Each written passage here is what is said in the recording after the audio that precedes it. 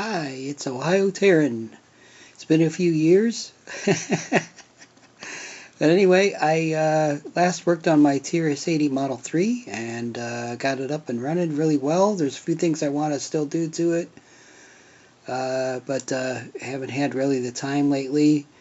I did come across this Z88, Cambridge Z88 computer, and the keyboard no longer works on it, so that's what I'm going to work on today, and hopefully it'll get my confidence up enough to break open the TRS-80 Model 3 and replace the power supplies on it and do a few other things to it. So here we go. So here's the star of the show, the Cambridge Z88. Comes with a nice little hard shell here. Take the hard shell off and reveal the computer itself. And kind of reminds me of a Tandy Model 100 here. But it has a membrane keyboard, which is currently not working. And there's your LCD display there. And it's got a serial port on the side. And on the side over here is where the power is, where you could plug it in or you could do batteries. And there's a reset switch right there.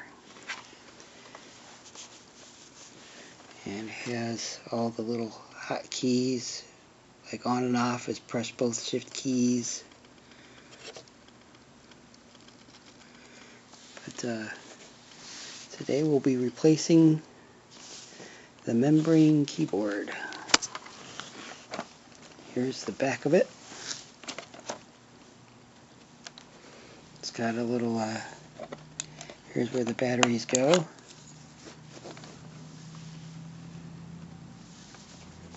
takes 4 AA's. And it's got a little kickstand. Made in Scotland. There's the serial number. This kickstand, so you can put it up, work on it, and it'll have a tilt to it, so you make it easier to type. And along with it, I thought this was kind of funny. It has a, here, remember the topper that I took off? That was just very easy to just lift right off. It connects right back on it. Has a whole page dedicated to the Cambridge topper, which is that plastic that we just took off there. And look at all of these instructions that came with it. Fitting the topper on your Z88, and it's got all the instructions there for how to do it, which I thought was kind of funny. It's kind of self-explanatory, but anyway, there it is. It also comes with this brochure here, Cambridge Z88, all in one pack.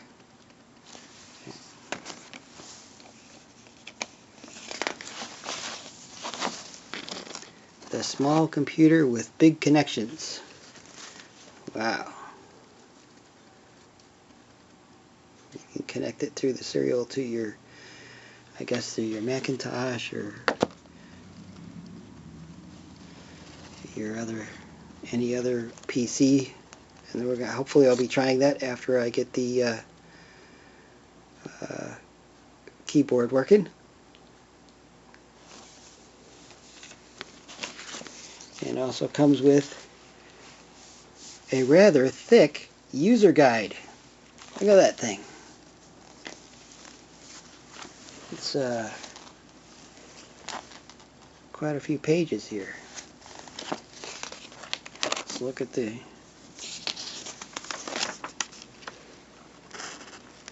copyright 1987. And here's the table of contents if you want to pause and look at that.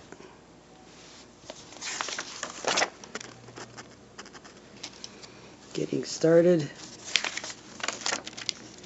Introducing, we're obviously not going to go through the whole thing because it's hundreds of pages long here, but there's definitely a lot to it.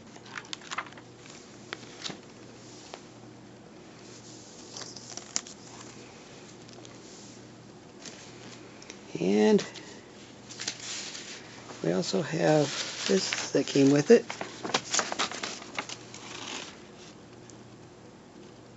How to load your batteries, initialize, hard reset.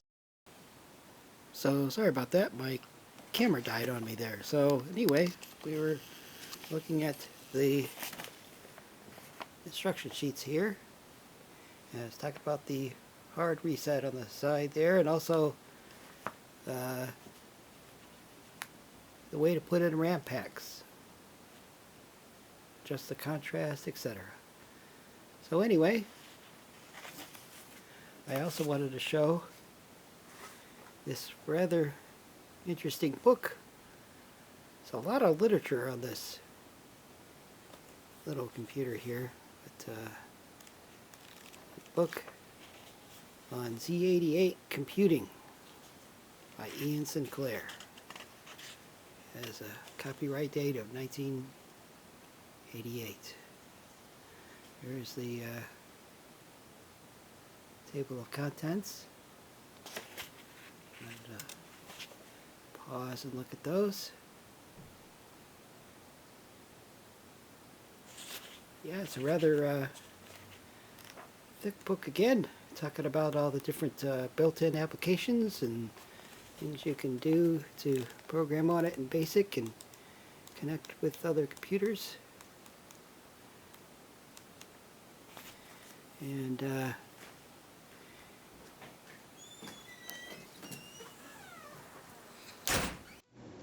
alright, as I mentioned, I'm going to take off the first thing I'm going to do, take out all of the screws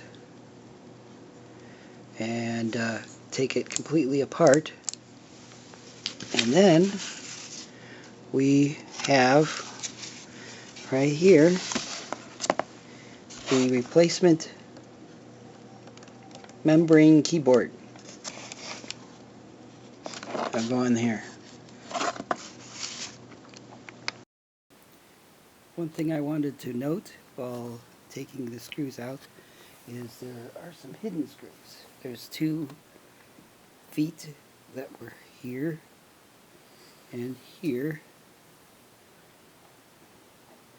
that I had to remove to get to the screws. And there's also a third hidden screw underneath the label, but you gotta lift the label up to get to. You'll just have to trust me, it's there. And there's a lot of screws on this thing all the way around, so I'll be working on that off camera.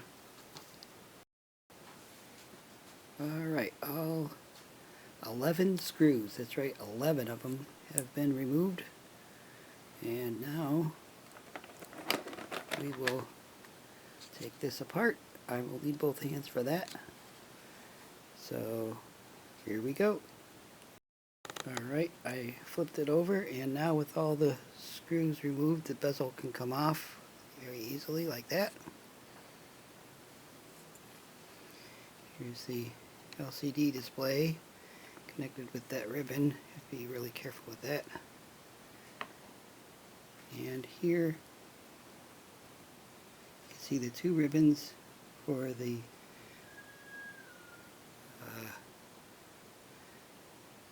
membrane keyboard that we're going to replace.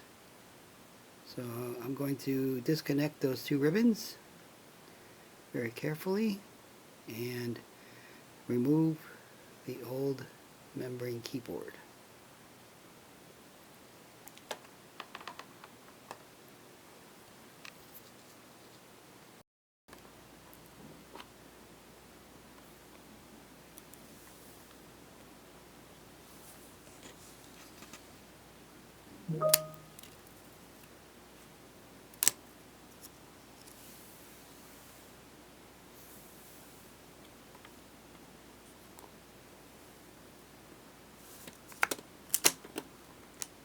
Alright, that has been removed.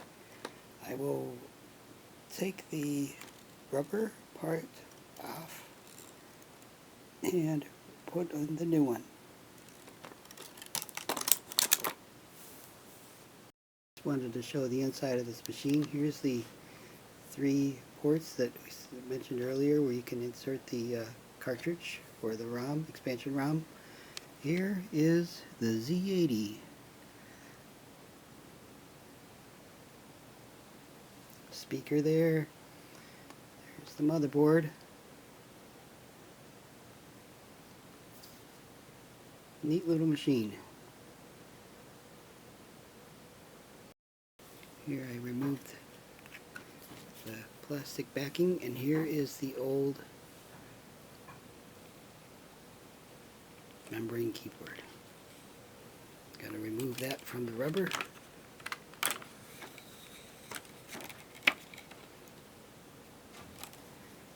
Here's the back of the keyboard, and I will get the new membrane and fit it in there off camera. Alright, the old membrane, sorry about the shininess there, has been removed, and the new membrane has been installed into the rubber piece. It was a bit persnickety. You got to get it worked in between the lip here, and there's some nubs that need to be fit through the holes. Make sure that those are aligned. So everything looks like it's in, and hopefully ready to go. So I will reinstall this plastic piece, fit that underneath the rubberized, and then fit these two ribbon cables into the motherboard, and put it back together, and fingers crossed it'll work, I hope. Alright, the plastic piece has been refit around the rubberized piece here, so you can see it's completely around the lip now. And I'm going to insert these two into these two ribbon cables into the motherboard by carefully sliding them in that way. So I'm going to do that off camera because it'll be a little persnickety and I don't want to break anything. Alright, the 2 ribbon cables have been installed. I'm going to go ahead and carefully put the keyboard back together and put back in the screws and test it out. Alright, so now that all 11 screws are back in, we're going to go ahead and try out the keyboard.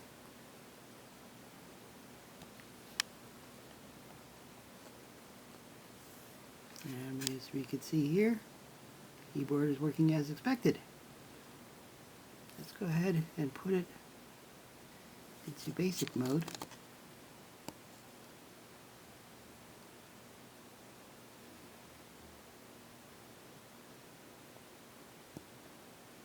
Alright, let's write a little program. 10, T10 here, and then print.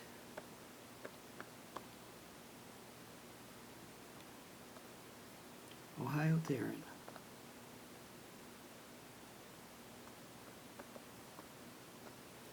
Exclamation point, quote, enter, 20, paste, go to 10. Go to 10. This keyboard is actually working pretty good. It's not the worst keyboard in the world. Look at that. And it works. And escape to stop it. There it is. Well, now that this simple repair is done, I didn't even have to plug in my soldering iron to do this one. But I have the feeling I will have to be plugging in my soldering iron and using my digital multimeter and ordering some parts, etc., for my next big project. I already mentioned my TRS-80 Model 3. Be doing that next, but I also wanted to present a Commodore 64 that I recently acquired. This is going to be a lot more challenging, I would suspect. I'm going to have to figure out the power supply issue for one thing. I already have the what people call the brick of death for it, and I'm not going to trust it. I also have Commodore 1541 disk drive, 5 1/4.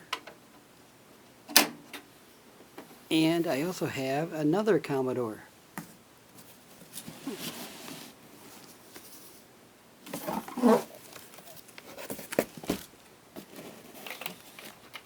So, more projects to come. TRS-80 Model 3, which is already working, but I'm going to do some improvements to it. And 2 Commodores and a Commodore disk drive coming up. So more excitement to come. Thanks for watching.